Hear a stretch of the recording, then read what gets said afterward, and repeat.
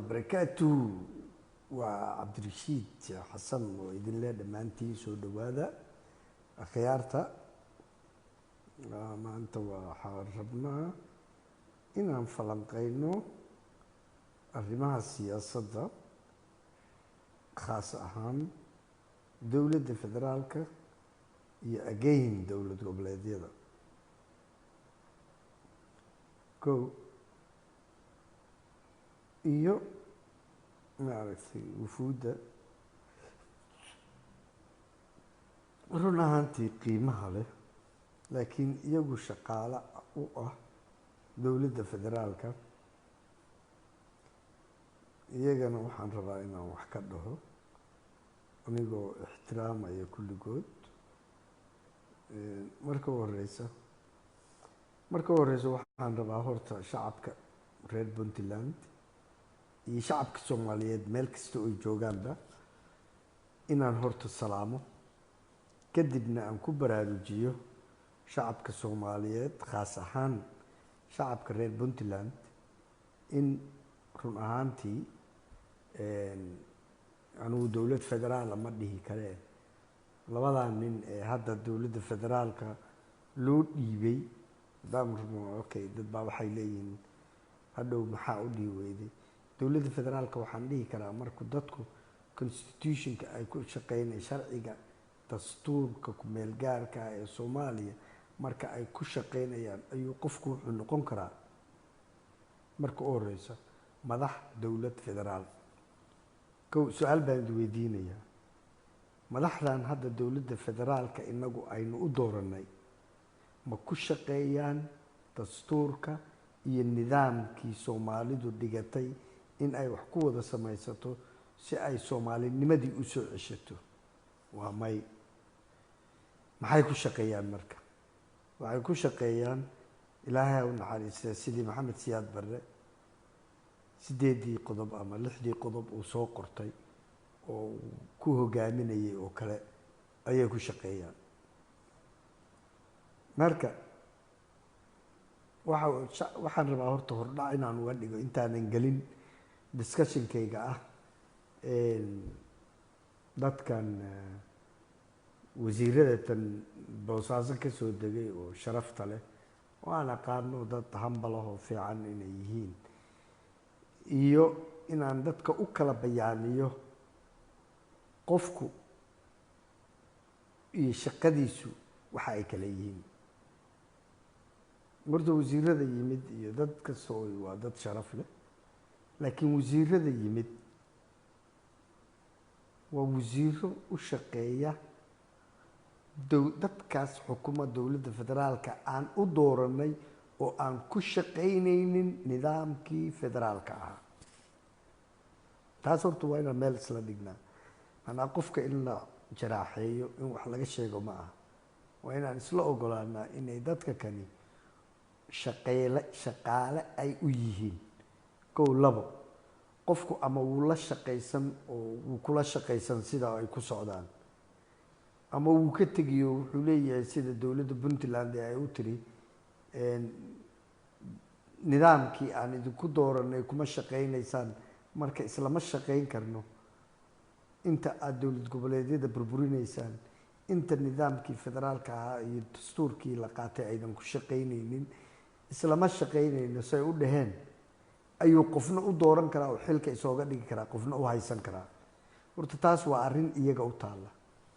reer Puntland maxaa u yaala marka iyo Soomaaliya waxaa u yaala inuu qof kastaaba ama dowlad goboleed kasta ama shakhsi kasta oo Soomaaliya uu horta ixtiraamo ogaado waxa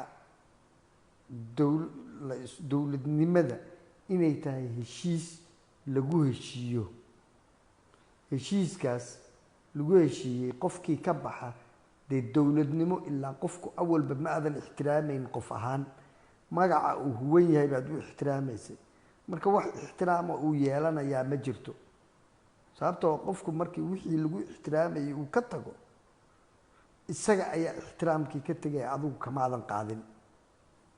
marka haddii dowladda federaalka dadka qaarkood ay waxyaalo ka sheegaan ama waxay rabaan dhahaan iyada ayaa ka tagtay nidaamkii iyo habkii iyo dastuurkii lagu heshiiyey iyadaa ka tagtay. tan kaleeto waxaan ognahay in si aan caadi ahayn kooxdan isku magacowday nabad iyo nolol anu madaxda dowladda federaalka waxba ka sheegi maayo dhihina maayo nabad iyo nolol bay la baxeen. kooxdan nabad iyo nolol in ay kharash ku bixiyeen shakhsiyaad